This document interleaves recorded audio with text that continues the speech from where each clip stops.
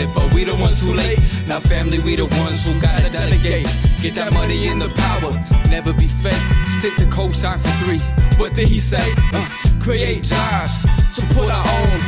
Educate the same and buy back your home. Got 3 degrees, triple 10. 3 PhDs, now we on the CNN.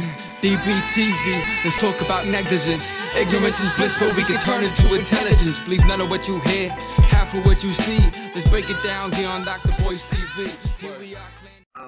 This is where we cover Black financial news and commentary, or actually news and commentary from a Black perspective. How about that? Today, I wanted to kind of give you guys a quick update on what's going on in the economy and in markets. And I also have a special guest with me today, my brother Lawrence Watkins. And Lawrence is the president of Boyce Watkins Enterprises, and he's also the founder of Great Black Speakers, the largest Black-owned speakers bureau in the country. And I want to ask my brother, how you doing today, man? Doing good, man. Doing good. I got to go in here and watch this toddler to give Carla a break, since we're all under quarantine down here in Colombia. Yeah. So in Colombia, are people kind of freaking out over coronavirus down there the way they're doing here? I wouldn't say freaking out. I don't know if you mean people as in citizens or if you're talking about like the government, that type of thing, right? So there are definitely laws right now in place to where we have basically in total 21 days or 22 days of quarantine. I think it's up like on Easter Sunday, so April 13th is the last day of the actual quarantine. People have been hanging in there. I think because they went through all the stuff in the 90s with Pablo Escobar and the drug trade, that type of thing.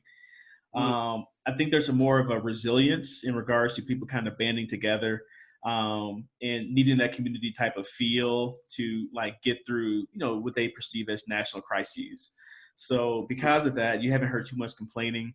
A lot of people are giving Americans the side eye when they see them. You know what I mean? It's like, what y'all Americans doing? Come here bringing all that disease, like that type of thing. Because they watch the news and see Trump and, Americans, going biking and going out and, doing a lot of just different types of things. So that's been an interesting dynamic as well. But things are going good down here. Our nanny can't come for the next 2 or 3 weeks. We're not going to make her do that. But so things have just kind of changed a little bit. But it's been good. All right. Well, everybody who's watching, I'm speaking with my brother Lawrence Watkins, and some of you said that you can't hear. You said no sound. Give me a yes or no in the chat if you can hear us and you can see us. Say yes or no in the chat if you can see us and hear us. I know those of you on Instagram, you can only see me and you can hear my brother. If you're on the Black Financial channel, you should be able to see us both. So give us a yes or no so I can confirm that you guys can see us and you can hear us okay. One of the things I was talking to you about today is that, it seems like a lot of people, now that they've gotten kind of used to working from home, I don't know about you guys, but I've seen a lot of people who've been working from home for the last couple of weeks and they really like it. Like you get a break from massa, and your kids get a break from, a school system that is undeniably racist. It almost seems like this is an opportunity for people to kind of change their lives for good. I know I talked to Alicia, and for the longest time I had been telling her, actually the way you see your clients, you can actually see them on Zoom. And I'd actually said, the way you talk to your students, you could teach online classes. I've been teaching online classes for a while.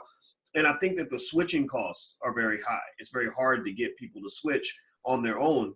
But when we're forced to switch, that's an opportunity to really drill in and create new habits.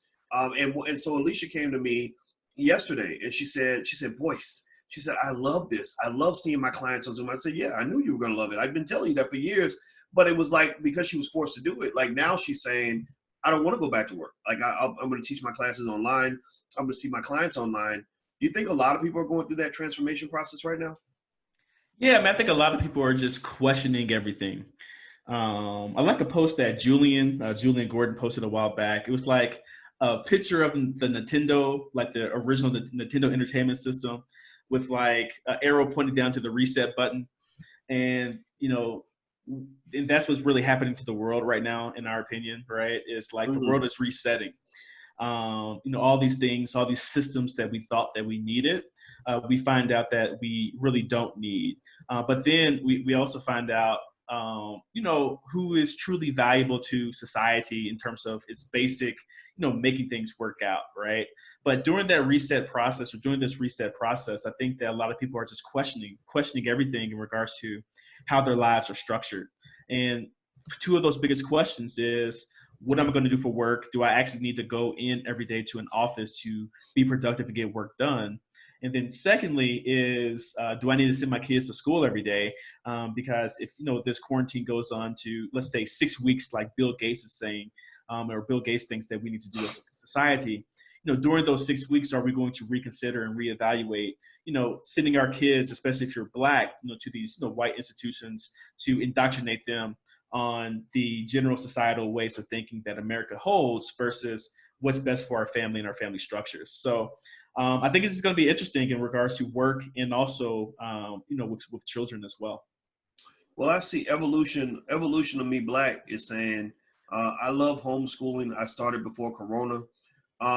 So I'll say this. I think a lot of times I believe in started with very basic questions. And so I guess I would ask people, yes or no. Do you think that Black people enjoy working for white people as much as they enjoy working for themselves or for each other? Yes or no? Do you think that Black people enjoy working for white people more than we enjoy working for ourselves? Give me a yes or no. And I want to see the answers in the chat. These are simple questions, but the simple questions lead us to complex revelations. The second question I'll ask you is, do you think your children enjoy learning from white people more than they would enjoy learning from you? Yes or no? Do you think that they enjoy learning from white people more than they would enjoy learning from their parents? I know for me, the answer is no. I struggled all through school. And I tell you what, when I was 12, I would have loved it if my parents had said, you can stay home from school and we're going to teach you.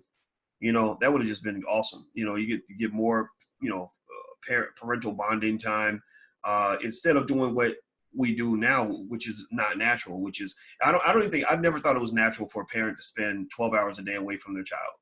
I just never thought that was normal, right? But we think that's normal because that's what we were raised into. But if you go back 100 years, people didn't think that was normal. They would think that your children are going to grow up crazy and stupid and, and unloved, right? Which a lot of our kids do. A lot of our kids grow up crazy and stupid and unloved because their parents are never around. They're always at work, And so I actually enjoy the quarantine because it's kind of taking us back to basics. I know in our household, spending time with each other has been really awesome. We were in the living room just doing stuff like like dancing together. Like they were teaching me dance moves and showing me hip hop videos. And the 17-year-old, he introduced me to a rapper. Have you heard of a rapper named T Grizzly? Never. Yeah, he's out of Kentucky. He's out of Kentucky. He's actually a good rapper. So he's like, hey, boys, I want to show you this rapper that you're gonna love. Is that the dude who was just on one of the like Seth Meyers or one of the nightly shows? There was some rapper out of Louisville that was on one of those shows. Really? Oh wow. Yeah. I didn't know that, but this guy's a great rapper, and it was cool because remember, he's my stepson, right? So, there's a process, right? Where you gotta, and so he's like going out of his way to show me, his new favorite rapper. The girls were showing us the dance moves, the dance routines they came up with. And so the youngest one, we figured out, we said, would you like to go to performing arts school? And she said, yeah. And we told her what it was. And so we're going to send her to performing arts school. So just as a family, we've learned so much about each other during the quarantine that we did not know, that it's really been awesome. I think a lot of families are going through this. You guys give me a yes or no if you're going through what you consider to be a positive transformation. What do you think about that, Lawrence? Yeah, no, I mean, I think it's great. People are actually going through and, learning more about each other. What's interesting though is it made me think about lifestyle design, and that's something that's been really important to me, since I lived in Syracuse and we, started building a business back in 2006. Is I look at our life now, and actually our lives, me and Carlos and the babies, Amina's, it has not changed that much actually. So what most people are going through with quarantine right now, that has tended to be our life, since we've moved to Medellin. right? The only difference is we don't have our nanny coming, 5 or 6 hours a day, to spend time with, Amina while we actually get work done. So it means, I've had to, step up my game in regards to the amount of work or the amount of, time we spend with Amina, which has been great though. I mean, I've loved the extra time I've been spending with my daughter as well. But life hasn't really changed that much for us. And it's because all of the things that had forced people to go into quarantine and that type of things with the coronavirus, those things we have been doing for years. So it's really just like another day for us, except we don't have the extra help when it comes to childcare, and we can't really leave the house. But other than that, it seems like our lives have been the same, and I think it's made us happy. You know what I mean? So like designing our life in this way has made us happy as a family, and not like everyday happy because you have your ups and downs, but overall content with the where life is going, because I get to think about what I want to think about every day because I have a job that I really love.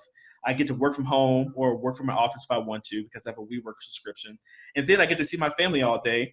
And then when I need it really focused, most of the time we have an in-house nanny that comes here, and Amina can play with her and spend time with her, or I can go out there and hang out with them too. So life has always been structured this way, and I think a lot of people are going to find that.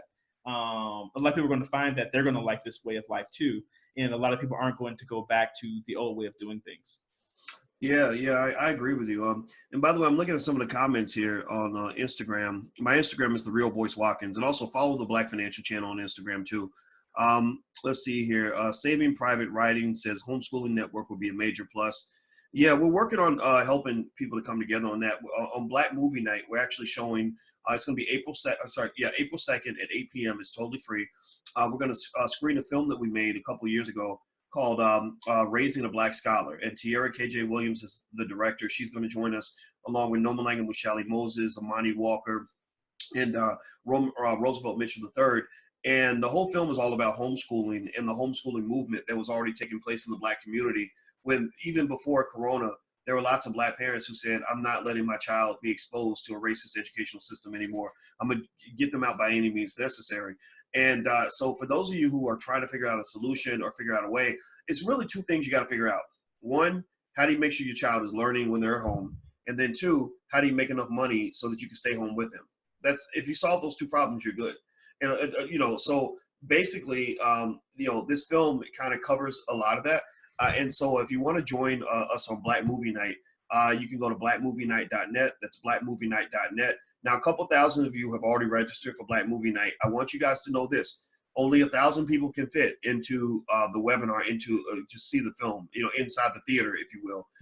So you want to get there early. It's going to be 8 p.m. on April 2nd. It's blackmovienight.net.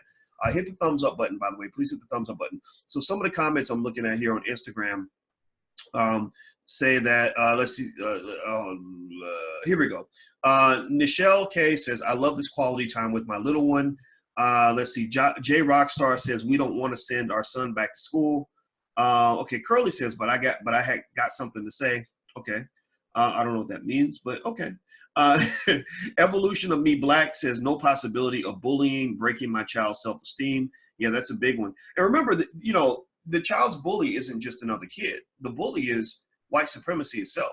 The bully is the entire system. When I was in school, and it took me time to realize this, I probably didn't figure this out till I was 40. But when I look back when I was young, I felt bullied by that system. You go to school and you're not doing anything and you get in trouble for nothing. I don't know if anybody knows that feeling, but you're getting put in detention, or you're being told like everything you're doing is bad, everything you're doing is wrong. Like that was a type of bullying, or you're never going to amount to anything, or you need to be in the dumb classes, so that type of bullying is a type of bullying that we don't talk about. The biggest bully in the history of this country for Black people has been white supremacy. I'm not talking about all white people, right? This is not anti-white. This is just pro-truth. Tell me if you get what I'm saying. The biggest bully that Black people have faced in the last 400 years has been the white supremacist system itself, and those who agree with it, those who align with it. So I'm saying, I think there's a way around the bully and getting away from the bully. What are your thoughts on that, Lawrence? Yeah. I mean, I agree with that. I had a very diverse educational experience myself too, right? I went to, public schools where I didn't do very well. Somehow I was able to, go to private school too, in the summers at Phillips Academy. And that was the best experience ever. And I think, that was the best experience for me at that particular time, because, the program that I was in was a 6-week math and science program that met for 3 summers. And it put me around other, African-American, Latinos, Native American, people who were just like me, like those kind of people who didn't really fit in to the normal school system, but had this other opportunity, who were, real smart, who had opportunity to learn. But I do think, the system wasn't really built for us in general, right? And I think that, we have an opportunity now to really improve upon the system, because it's not effective. It's not efficient. I mean, you can talk about it, everything from K through 12. You can also talk about it with college too, where, people are coming out with all the student loan debt and can't really even get jobs. So I think it's just really time for us to reimagine what education looks like, for a child from age, call it, 3 or 4 years old to the time that they're, 22, 23 years old. And what does that actually look like, for the majority of children within Black America? Well, what's funny, man, is I saw someone make a comment that made a lot of sense. Who said this? Wake Up QZ says, I work in the mental health field, and many kids need to get out of their home to escape mental, verbal, and physical abuse. And I agree with that, right? I think that makes sense. And we know a lot of kids that are, abused and mistreated, and our heart goes out to them. And I think here's the thing that's fascinating, though, that you got to be careful about. When you say that some kids need to get out of the house in order to escape abuse, it's almost like you're throwing them out of the frying pan into the fire. Like, so you're saying basically we need to hand our kids over to white people because when they're around Black people, they're in danger, or when they're around their own family, they're in danger. And we know that that's real. We know that that can happen in any community, any family, but it's like, fuck, like that, excuse my French, but that's a terrible reality to have to confront. It's almost like those people that say, I want to go back to jail because at least I can get 3 meals a day. Like it shouldn't be that way. And I would argue almost that part of the reason, I mean, remember, a lot of this stuff, a lot of the dysfunction in the Black community links itself right back to white supremacy. It goes back to that. Like, so why is the household dysfunctional? Well, the family's broken up. Well, why is the family broken up? Well, because they've been keeping the Black man on his knees economically for a long time. Maybe his daddy's in jail, or his daddy got killed, or whatever. And his mom was working, 13 hours a day, or whatever. Like maybe the dysfunction occurs because either one or both of his parents have endured tremendous amounts of trauma that maybe led to drug addiction or abusive behavior or whatever, right? Which all comes from living in a white supremacist society. So you've basically tried to exist in what I would almost call just a psychological sinkhole cesspool. Just this, you're trying to function in a dysfunctional environment. And so what this really says to me is, I believe at the end of the day, children belong with their mothers. And they belong also with their fathers. Their fathers are supposed to be around. White people are the ones who taught you that you don't need a dad. And that's bullshit. That's just not true. You need your father, you need your mother, you need them both. But what they did was they replaced the father with the system. They came in and said, we're going to protect these Black single moms who are victimized by these horrible Black men. And we're gonna help them by giving them public housing, or giving them a welfare check, or putting them on WIC. And really, it's like, no, the way you help that family is you get that father on his feet so that he can be a man, right? But that was an option that wasn't considered to be on the table because they saw Black men as being bad things and bad people. So without me going on too much of a tangent, I'll circle it back around and say, I think this is a great opportunity. This quarantine is an opportunity for Black people to quarantine our minds, right? Quarantine your spirit, quarantine your life, and figure out who the hell you are. Like, get back to who the hell you are. And who are you? You are, an amazing community filled with extraordinary people that should be raising your own children because you know better about what's for you. You know best when it comes to what your child needs relative to this damn system. So stop thinking that you got to send your children to the system for them to be safe and healthy. That's not even a functional statement. That's a problematic statement on every level. I'm too fucked up to take care of my child, so I need to go hand him to his oppressor so he can endure a different level of abuse, that's not as bad as the abuse I'm going to give to him if he comes back into my arms. What kind of crazy shit is that? Go ahead, Lawrence. I'll let you finish up on it. I'll let you get the last word. No, no. I mean, I don't have much to say. I mean, it's a complex issue, a complex challenge that we just need to simplify, right? I think just like anything that's new, right? Not everyone's going to be able to or willing to do it immediately. I think more people will be able to than you give yourself credit for mentally, right? But then not everyone's going to take that leap. But you don't need everyone to take that leap. You just need to have a critical mass of people, and then just build that momentum over time. What we're seeing even with like this coronavirus and just the stock market and just anything that grows rapidly is this concept of exponential growth, right? You know what I mean? So as long as we have that core mass, that core base, and they can grow it, consistently over time in regards to more and more people becoming free, more and more people working from home, more and more people homeschooling their children, and giving their kids the exact needs and the skills that they need to move forward and be successful in this world. I think you start building that new culture. You build that culture of achievement and that culture of power, instead of that culture of being subservient and outsourcing responsibility to other systems, because we feel either they could do it better because the Black family's messed up, or I have to work, or I have to do these other types of things that keep me away from my family so I can survive. So changing that paradigm shift, and it may take a couple of generations to make happen, but I think that this is ground zero. I mean, what we're doing right now is ground zero to that exponential growth that hopefully will happen over the next 100 years.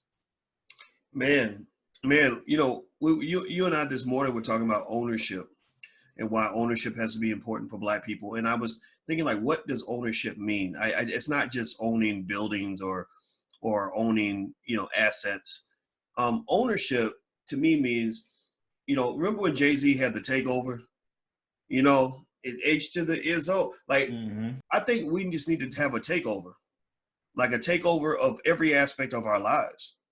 Like this is an opportunity for a revolution. To me, the takeover means I'm gonna take over. If I, especially as a man or as a woman, I'm taking over my family. I'm taking over my destiny. I'm taking over my property. I'm taking over everything. I'm taking over my children for damn sure. I just really think, to me, a takeover means that we step in and I say, these are my kids. I'm claiming responsibility for this. I'm claiming responsibility for how they get raised, what values they have, who's going to be protecting them and who's not. And part of that also includes me taking over the space within which I live and just saying, like, no, I'm not going to go and serve, some corporation all day at the expense of the people that I love. I'm going to find another way to get this done, and so that's where things like the entrepreneurship come into play. That's where things like Black homeschool models come into play, because really, if you can figure out how to make enough money, and for most people, it might be a matter of figuring out how to make $3,000 or $4,000 a month, something like that, right? You make that $3,000 or $4,000 a month or more that allows you to stay home. Then you're home, you're with your kids. You're literally spending it, probably over the course of their lifetime, you're going to spend an extra 50,000 hours with your children that you would not have been able to spend if you were sitting at work every day serving a white guy because you think that's the only option that's available to you. So I thank God for this quarantine. I don't, I feel my heart goes out to the people that have died. I feel so sad for the people that are sick. I feel, I hate the fact that we had to go through this hardship. But I'm gonna tell you, these times that you think are your most difficult moments in life, in many cases, these are your greatest blessings in disguise. Like, these are your greatest opportunities for a complete transformation. The greatest transformation I ever made in my life occurred in 1999 when I was 28 years old and I was having the worst year of my life. That was my ultimate transformation. So I'm very, very thankful that I went through that. Right. So Lawrence, any thoughts before we bounce out of here? No, I mean, I love the idea of the takeover. I think that's awesome, and I think it's so true in terms of just ownership, and owning our lives, and the responsibility that actually comes with that.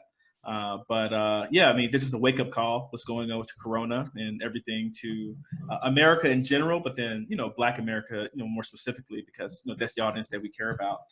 Yeah, I mean, I think we're gonna get through it, and I think we're gonna come out even better than before, because a lot of the weaknesses, a lot of the deficiencies that in the holes that we had in our daily lives that we kind of just glossed over, even if you are making a lot of money or whatever. Those are going to be punctured now. Like, you're going to see that not everything is as it seems, and I think we're going to make the necessary changes fundamentally and structurally to our communities. That's going to make us stronger and more resilient moving forward.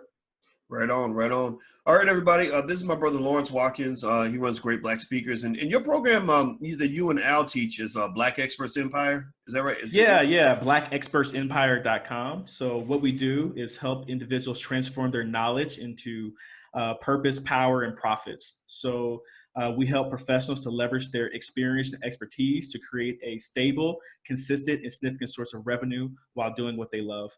So we take you through our 5 pillars of building an expert empire.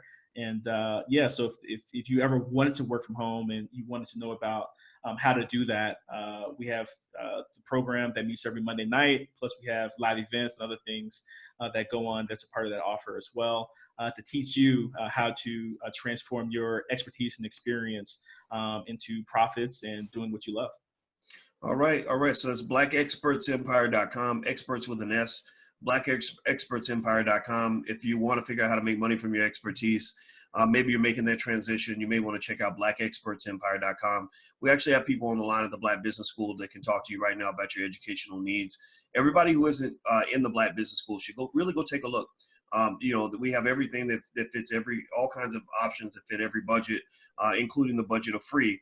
And you can just try it out. I think you're really going to like it. It's better than college.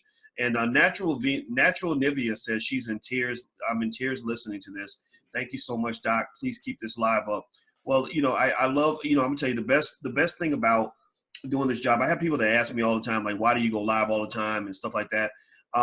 It is because I'm really excited about the moment in that this opportunity, the fact that I can turn on my computer and reach thousands and thousands of people just like that is very exciting to me, because that's my goal. My goal is to say, what can I say today that's going to give somebody an insight that's going to help them out of a dark situation? Like what can I say today that's going to be the light bulb where somebody says, oh, now I know what I can do, right? What can I share? Like in this brain where I've crammed all this information, what can I say that's going to get somebody to maybe see that there's a better way, right? Like, so these transformations to me are really exciting, and I love it when I meet people on the street. Like when I see you guys on the street and you come up and you give me a hug and I talk to you, I'm really listening, because I'm not listening for you to just tell me that, oh yeah, you're the guy from that's nice. I appreciate that. It's fine, but I'm not in this game like to be famous. I'm listening for the transformation. I'm listening for you to say, when you say, I'm now teaching my kids about wealth because of you. I'm listening for you to say, oh, I started my business because of something you said. Or me and my wife bought our first house. Like, that's what I'm paying attention to. And that's what tells me that this is working, right? So I really like your feedback. It really, it fuels the fire. And that's why you hear me talking so much, because life is short and we got one shot at this. And right now we have a big platform, and I'll be damned if I'm gonna use this platform for some bullshit. I want to use this platform for real shit. I want you guys to grow and build and become stronger, more extraordinary people. And I want you to figure out who the hell you are. And I want you to have the courage to go become that person. Don't let a lack of confidence stop you from pursuing the greatness that is inherent in your melanin and in your DNA. Like, seriously, what I see a lot of times, I'll hear people say, yeah, that's a great idea, but I can't do it because of this, or I can't do it because of that. I'm sorry, but that white man who is your competitor, he didn't go out and conquer the West and do all the crazy stuff that he did by being afraid. That's just real. He went out there. He said, we're going to go out to, I was in San Francisco, man. I'm going to say something be done. I was in San Francisco. I don't know if anybody's ever been to San Francisco and seen how many hills there are. Have you ever been to San Francisco, man? I still can't figure out, if you live in San Francisco, God bless you, because I can't figure out how people walk up and down them damn hills every day. Yep. And just driving up the hill was scary, because you're like this, like a roller coaster. And I was like thinking, and so my mind went back 200 years ago. And I said, who in the hell had the guts to come out in this place that it's bad right now? It's crazy right now in terms of the hills. As a civilized city, who would come out here when there's nothing? When there is no city? There's nothing but wilderness and bears and lions and stuff. and you still got to deal with these crazy mountains, right? And so to me, that gave me an amount of admiration for like the pioneers, just the people that are like, I'm about to go get this. I'm about to go make this happen. Whatever, it might not work, but I'm just going to go try. Like people like that, my hat's off to you, because you're the people that move life forward, you know, because that confidence, that audacity, that just relentless hope, where you just say, you know what, I don't know how we're going to figure this out, but we're going to make this happen. That's how you succeed. Like, so when Malcolm used to talk about by any means necessary, he was tapping into that same energy to say, I don't give a shit what it takes. I don't care. I don't have what I need. I'm going to figure it out. That's how people do extraordinary things. You have a level of greatness inside of you that you don't even know how to tap into. You know, like a lot of people now, for example, the people that are saying, I'm never going back to work, I'm going to homeschool my kids, I'm going to start an online business. They're not, some of them aren't doing it because that's what they chose to do. They're doing it because they were forced to tap into a level of greatness that they didn't know that they had. They were forced to dig deep. You know, almost like a coach forces you to run that extra mile when you say, I can't run another inch, right? So ultimately, just know it's inside of you. You just got to go in there and get it, right? So that's what I like to do. I like to see if I can convince you to go in there and get it. It's not fun. It's a little bit painful at first, but man, if you dig in there and you find that little piece of yourself that is there that you didn't know was there, and you let that flourish, oh man, it's the best feeling in the world. So anyway, I'm done talking now. Love it. Yeah, I'm done too. The king of Bakersfield said he can't stand SF San Francisco. I can't stand San Francisco either, but you know, I love the story that Bush just told. He's right. Well, I thought it was a beautiful city, but I don't know about the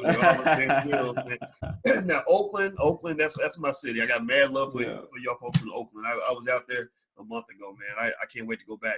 So anyway, guys, have a good day. And the website, if you want to check out Lawrence's program, is blackexpertsempire.com. That's blackexpertsempire.com.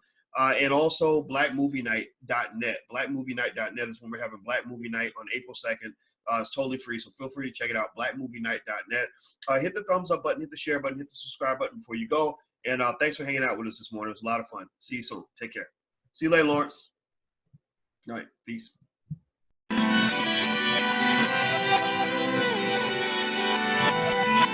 Here we are, clan the isms, cataclysm great. Our people out here struggling, trying to make it in this state. Everybody out here doing it, but we the ones who late. Now family, we the ones who gotta delegate. Get that money in the power, never be fake. Stick to cosign for 3. What did he say? Create jobs, support our own. Educate the same and buy back your home. Got 3 degrees, triple 10. 3 PhDs, now we on the CNN. DBTV, let's talk about negligence. Ignorance is bliss, but we can turn it to intelligence. Believe none of what you hear, half of what you see. Let's break it down here on Dr. Boy's TV.